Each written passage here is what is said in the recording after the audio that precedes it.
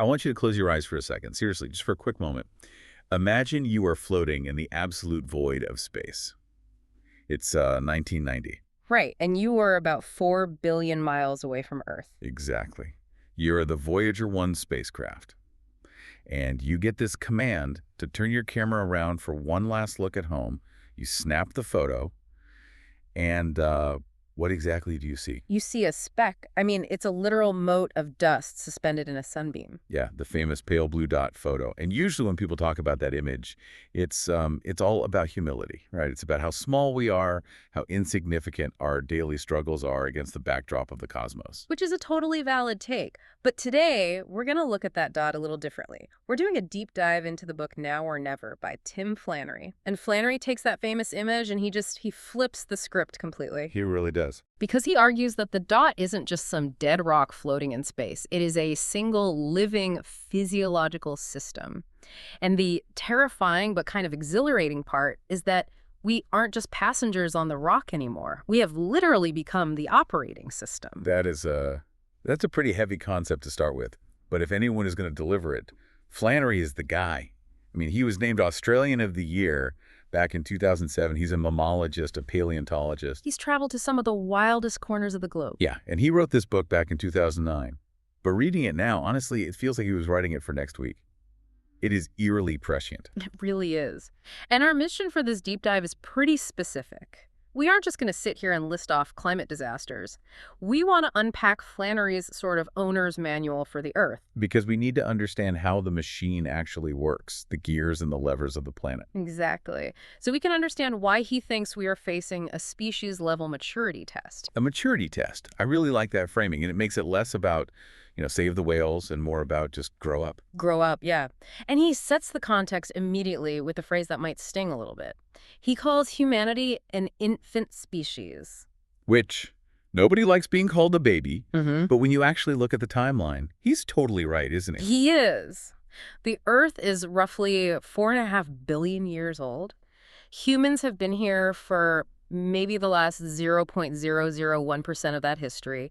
We are essentially the toddlers of the biosphere. But we're toddlers who somehow got hold of hand grenades. Precisely. Because for 150,000 years, we were largely irrelevant. We were just hunter-gatherers, local tribes making a very small impact. We fit into the ecosystem. Right, we were just part of the background noise. But then, in a geological heartbeat, just the last few centuries, really, we exploded. We became a literal geological force. We're now altering the chemistry of the atmosphere and the oceans faster than the planet's natural kidneys can filter it all out. And that's the core conflict Flannery presents. Can the infant learn to drive the car before crashing it into a wall? And to understand that, we kind of have to start with the brain. Flannery opens the book with a foreword from David Suzuki. Another absolute heavyweight in the environmental world. Right. And Suzuki points out this paradox about humans that I hadn't really considered before. He calls it the skull paradox. Yeah, think about it. We aren't particularly strong. We aren't fast. If you put me in a cage match with a chimp, I am losing 100% of the time. Every single time. So how did we take over? It's all in the foresight. Suzuki argues our core evolutionary superpower was memory, and specifically the ability to project into the future. We basically invented the concept of tomorrow. We did. And that allowed us to plan harvests, to build cities, and to anticipate dangers like winter storms or predators. But Suzuki's argument, and this is the real kicker here, is that for the first time in human history, we are actively suppressing that exact superpower. Because we actually have the data now. We can see tomorrow clearly. We know the climate is shifting. We have the charts, the computer models, the ice cores. But we are acting like we're totally blind. We're ignoring the very trait that put us at the top of the food chain to begin with. Suzuki actually compares our current situation to the space race. Think back to 1957. The Soviets launch Sputnik. It's just a little metal ball beeping in space. Right, but to the Americans, it was this massive existential shock. They panicked. But they didn't just throw their hands up and say, well, space is too expensive, or, maybe the free market will eventually figure out space travel. No, they fundamentally reorganized their entire economy. They poured billions and billions into science, education, and infrastructure. They viewed it as a war effort. And Suzuki and Flannery are essentially asking, why aren't we treating the climate stability of the Holocene epoch with that exact same intensity as a metal ball beeping in orbit? And that lack of intensity is what Flannery attributes to our infancy. But this leads us to the central framework of the book, which I think gets misunderstood a lot, the Gaia hypothesis. Oh, yeah. We definitely need to clear the air on this one. Hmm. Because when you hear Gaia, it is very easy to just picture incense, healing crystals, and maybe James Cameron's Avatar. Right, Mother Earth as a spirit holding the planet in her hands, which is wonderful for poetry, but Flannery is using the hard science definition that was originally proposed by James Lovelock. So Gaia isn't a spirit in this context. Not at all. It's a systems theory. It's the idea that the Earth functions like a single physiological organism. Think about your own body for a second. You sweat to cool down, right? You shiver to warm up. Your blood pH stays incredibly stable within this tiny, tiny margin. And you don't have to consciously think about doing any of that. Your body just manages it. Precisely. The planet has homeostatic mechanisms too. The clouds, the plankton, the massive forests, the slow weathering of rocks. They all interact automatically to keep the temperature and the chemistry of Earth in a range where life can exist. Life regulates the planet for life. Okay, so if the Earth is the body in this analogy, what are we? Because usually environmentalists say humans are the virus. We're the infection spreading across the skin. And Flannery absolutely hates that analogy. A virus's only goal is to replicate until the host dies. That is a biological dead end. Flannery suggests something much more profound. He thinks we might actually be Gaia's brain. That is such a huge reframe. Walk me through that. Well, think about your own brain. It's tiny. It's maybe 2% of your total body weight, but it hogs 20% of your daily energy. It is an incredibly expensive organ to keep alive. It demands constant resources. It produces a ton of waste. But the body tolerates it. Why does it tolerate it? Because the brain steers the ship. It keeps the body from accidentally walking off a cliff. That makes sense. Flannery argues that after 4 billion years of blind automatic regulation, Gaia has finally evolved a species with the intelligence to regulate the system consciously. We are the planet's new command and control center. The problem is, we just haven't realized we're attached to the body yet. So we're the brain acting like a parasite. We're eating the liver because it tastes good, completely oblivious to the fact that we actually need the liver to survive. Exactly. That moves us from being the villains of the story to just being failed leaders. Or maybe untested leaders is a better way to put it. Untested is right. And to pass this test, we really need to understand the body we're inhabiting. Flannery uses this great visual metaphor here. He compares the Earth to a giant tree. I love this visual, because if you look at a huge tree, most of the wood inside is actually dead. The heartwood is just there for structural support. Right, the living part is really just the rind, that thin layer of bark, leaves, and cambium right on the outside. Earth is exactly the same. The deep mantle, the iron core, that's just the structural heartwood. Life really only exists in 3 thin, highly interacting organs right on the surface. You have the crust, which is the rock, you have the water, the oceans, and you have the air, the atmosphere. Let's break these 3 organs down, because Flannery dropped some facts in these chapters that honestly blew my mind. Let's start with the crust, because I always just assumed the ground was there. It's geology. It's separate from biology. That is the standard view most of us are taught. But Flannery says, quite simply, no life, no continents. How is that even possible? A rock is a rock. It all comes down to energy. To make the granite that forms the continents you're walking on, you need to chemically weather the original, heavier volcanic rock, which is basalt. Doing that takes a massive amount of energy. And where did that energy come from before complex life existed? From the sun, captured by early life. Tiny algae and bacteria captured solar energy and basically used it to break down that basalt rock. They slowly separated the lighter elements from the heavier ones, and over billions of years, that lighter rock floated up over the mantle to become the continental crust. So the land under my feet, the literal bedrock that we build our cities on, is essentially just a byproduct of ancient bacteria processing solar power. In a very real way, yes. We are standing on a monument built by ancient life, and the crust isn't done working either. It acts as the planet's recycling plant through the tectonic cycle. Meaning the shifting plates. Right. Plates crash together, they bury carbon deep underground, which becomes coal and oil, and then volcanoes eventually spit those minerals back out into the air and soil. It's a slow, grinding kidney that keeps the chemistry balanced. But slow is really the operative word there, isn't it? Very slow. It operates on a timescale of millions of years. And right now, we are digging up that buried carbon and dumping it back into the active system on a scale of decades. We are totally overwhelming the recycling plant. Which naturally brings us to the second organ, the water. the oceans. And there's a mystery he covers here that I literally never stopped to think about. Rivers run into the ocean 24/7, right? Constantly, all over the world. And rivers are constantly carrying dissolved salts and minerals from the land into the sea. So for billions of years, we've basically been pouring salt into a giant bathtub. Why isn't the ocean just a solid block of salt by now? This exact question completely puzzled scientists for the entire 19th century. They actually tried to calculate the age of the Earth based on how fast salt was accumulating, and they got the number wildly wrong because they assumed the salt just stayed in the water forever. Because they didn't know about the drain. Exactly. They didn't know about the mid-ocean ridges. These are the deep underwater mountain ranges where tectonic plates pull apart.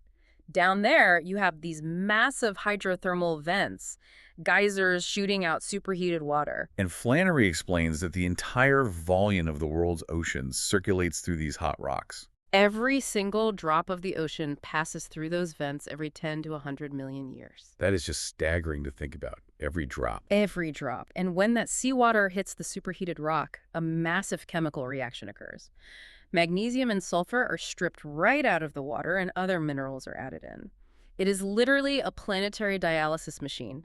It cleans the water and keeps the salinity perfectly stable so life can continue to exist. So it's a massive automatic filtration system hidden miles beneath the waves. It is, but just like the crust, it has its limits. And Flannery points out a very specific failure point that is happening right now. He takes us specifically to the North Pacific Ocean. Why focus on the North Pacific? Because oceanographically, it's the end of the line. It's sort of a stagnant basin. Most of the other oceans get flushed out regularly by deep, cold, oxygen-rich water flowing up from Antarctica. But because of how the continents are shaped, that fresh current doesn't really reach the North Pacific effectively. So the water sitting up there is old. Very old. And because it's old, it is naturally higher in carbon dioxide and naturally more acidic. So it's an ecosystem already living right on the edge. Exactly. Now, you add human-made CO2 on top of that natural baseline. The ocean absorbs our excess carbon, which chemically turns into carbonic acid. Flannery calls the North Pacific our canary in the coal mine. He talks about this phenomenon called the saturation horizon. Let's unpack that term for the listener. What exactly is a saturation horizon? Think of it as a physical depth limit in the ocean. Below that line, you physically cannot build a shell.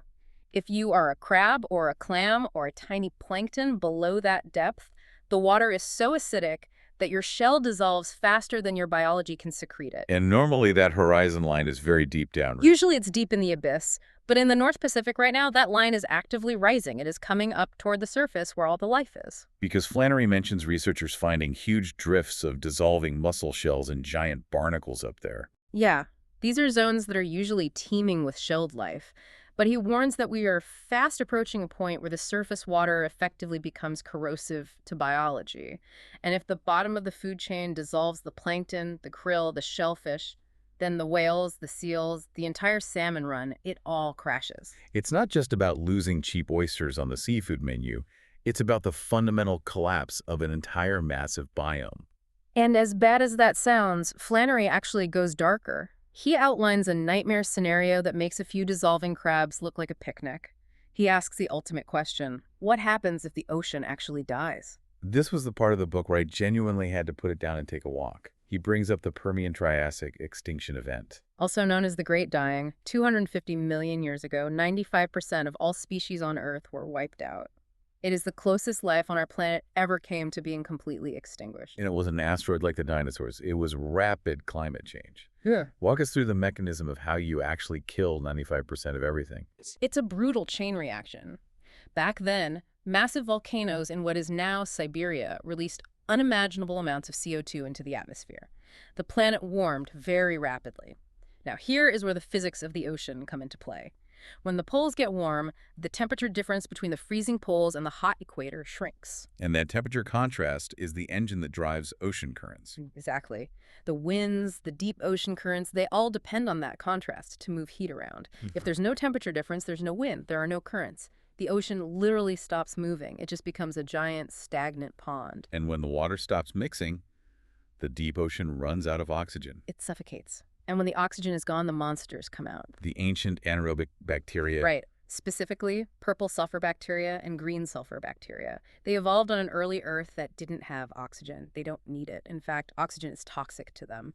They thrive in the rot. Flannery quotes the paleontologist Peter Ward here, and the imagery he uses is just haunting. I wrote this down. Ward describes this dead ocean as a, quote, mirrored flatness without whitecaps. And the color of the water isn't blue anymore. It's a vast, flat, oily purple. Just try to imagine standing on a beach. There are no waves breaking. It's just a thick, purple oil slick stretching all the way to the horizon.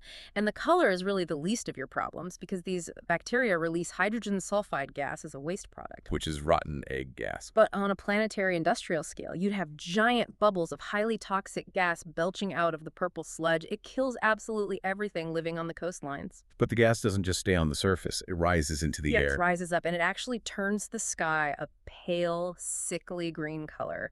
And hydrogen sulfide chemically destroys the ozone layer. So now you have no protection from the sun's UV radiation. The sun just cooks whatever terrestrial life managed to survive the toxic gas. So you're standing there looking at a purple, stagnant ocean under a green sky, and the air smells like literal death while you're being irradiated. That is what runaway climate change actually looks like in the geological record. It is the Earth hitting the hard reset button. The system just flips to a new, stable state. But it's a state that is completely hostile to complex life. And Flannery's main point here is that the Earth is perfectly capable of existing in this state. It has done before. Gaia doesn't care if humans are part of the equation. Not at all. Gaia only cares about balancing the energy equation. If we upset the balance too far, it balances itself without us. Okay, that is a terrifying thought. Let's move to the third organ before we both spiral into total despair here. The atmosphere. The air. It's actually the most fragile of the three organs. Flannery points out this mind-bending stat. If you somehow compress the entire atmosphere into a liquid, it would be 1/500th the volume of the oceans. That puts it in perspective. It's just a tiny, delicate layer of wrapping paper around the rock. Which is exactly why we can change its chemistry so fast. It doesn't take much pollution to muddy up a puddle that small. And this organ, the atmosphere, has a critical piece of machinery attached to it, the Arctic ice cap. Which acts as the planetary refrigerator. It's simple physics again, albedo. Ice is stark white. It reflects 90% of the sun's heat right back into space. But the ocean water underneath it is dark blue. It absorbs that heat. So when the Arctic ice melts, you are literally replacing a giant mirror with a giant solar panel. Which causes more local warming, which melts more ice, exposing more dark water. It's a classic positive feedback loop. And Flannery highlights the absolute shock the scientific community felt around 2007 and 2008. Because the computer models were predicting a slow, steady decline of the ice over decades. But in reality, the ice volume just fell right off a cliff. We hit a tipping point that nobody modeled correctly. We were flying totally blind. But this leads to what I think might be the most counterintuitive, almost devious insight in the whole book. Flannery talks about global dimming. And this genuinely feels like a trap we have inadvertently set for ourselves. Oh, the global dimming trap. It's a devil's bargain. We pump massive amounts of CO2 into the air, which we know warms the planet. But at the exact same time, from those same smokestacks, we also pump out particulate pollution. Sulfur dioxide, smog, ash. The stuff that makes city skylines look gray and hazy. The stuff that gives kids asthma and causes acid rain. Right, terrible for biology. But here is the massive twist. That smog physically acts like a reflective shield in the sky. It reflects incoming sunlight back into space. That's global dimming. And it is actually masking a significant percentage of the greenhouse warming we've already caused. So in a weird, twisted way, our toxic air pollution is actually keeping the planet cooler than it should be. Temporarily, yes. But here's the trap. We have to clean up the smog because it kills millions of people a year from respiratory diseases. Flannery gives a really striking example from China in the mid-2000s. Right, the Datang International Power Company. Yeah, there were this huge utility, and the government mandated cleaner air. So they rapidly started installing scrubbers on all their smokestacks to remove the sulfur dioxide. Which, on the surface, is a great thing. We all want clean air to breathe. It's wonderful for human lungs. But here's the physics problem. Sulfur pollution falls out of the atmosphere in a matter of days or weeks once you stop emitting it. But carbon dioxide stays up there for centuries. Oh, wow. So if you aggressively clean up the smog, which is the shield, but you leave the CO2, which is the thermal blanket, what happens? You essentially rip off the reflective mask, and the full unmitigated heat of all that accumulated carbon hits the climate system instantly. So we could theoretically see a massive, catastrophic spike in global temperatures, not playing out over decades, but over a few months, simply because we cleaned up our air pollution without drastically cutting our carbon emissions at the exact same time. Correct. We are walking an incredibly dangerous tightrope right now. It just really emphasizes how deeply interconnected these three organs are. We're frantically digging ancient carbon out of the crust. We're throwing it up into the air. The water is desperately trying to soak it up to compensate, but the natural kidneys are failing. We are shunting matter and energy around the planetary system way faster than the system can process it. That is the literal definition of the crisis. So after all of this, where does this actually leave us? We've looked at the oily purple ocean nightmare, the melting planetary refrigerator, the global dimming trap. It feels pretty grim. It is extremely grim if you look at it passively. Yeah. But we have to remember the brain analogy from the beginning. Flannery isn't laying all this out just to make us give up and wait for the end. He's telling us this because we're the only entity capable of fixing it. We are the first generation in Earth's history to actually be able to see the dashboard. Exactly. We know how the machine works now. We've finally looked under the hood. That is what this entire book represents. It's the schematic. And Flannery argues we have to evolve from unconscious regulation, where we're just blindly consuming resources, to conscious control. We have to step up and essentially become the stabilizing geoengineering force of the planet. We have to. He ends the book coming right back to that thought about maturity. He says if we fail this test, Gaia, the blind watchmaker, will simply scrub us out of the equation. Because Gaia isn't sentimental. If the brain starts destroying the body will just induce a massive fever to kill off the rogue brain. And that's exactly what the Purple Ocean scenario is. It's a planetary fever designed to burn out an infection and reset the baseline. So the real question isn't, will the Earth survive? The rock is going to be fine. It might take 10 million years to rebuild a complex ecosystem, but the Earth will recover. The real question is, will the Earth keep us? Will we grow up fast enough to accept the job of being the planet's conscious intelligence? Or are we just going to end up as a bizarre, microscopic layer of plastic waste and radioactive isotopes in the sedimentary rock for whatever species evolves next to puzzle over? It puts the entire responsibility squarely on our shoulders. It is the ultimate cosmic version of you break it, you buy it. But at the same time, it is strangely empowering. We aren't just helpless victims waiting for a mysterious system to wipe us out. We are the system finally becoming aware of itself. And that war effort mentality that Suzuki talked about in the foreword, that starts with simply understanding these stakes. It starts with realizing that the human economy isn't something separate from nature. It is a wholly owned subsidiary of the environment. If the environment folds, the economy goes with it. Well, that gives you plenty to process. Actually, here's one final thought to chew on before we go. If humanity really is becoming the brain of Gaia, think about the technology we're building. When we launch satellites to monitor the weather or lay millions of miles of fiber optic cables under the ocean, we usually just think of it as human infrastructure. But maybe, just maybe, what we're actually building is the literal nervous system of the planet. We're giving the Earth its first real-time sensory network to finally monitor its own health. Which means we just have to make sure the brain actually listens to what the nerves are telling it. Exactly. Next time you look at a tree, remember the living rind. Next time you see a dark ocean, think about those massive salt pumps churning away deep in the dark. It's all one incredibly complex system, and like it or not, you're sitting right in the driver's seat. So keep your eyes on the road.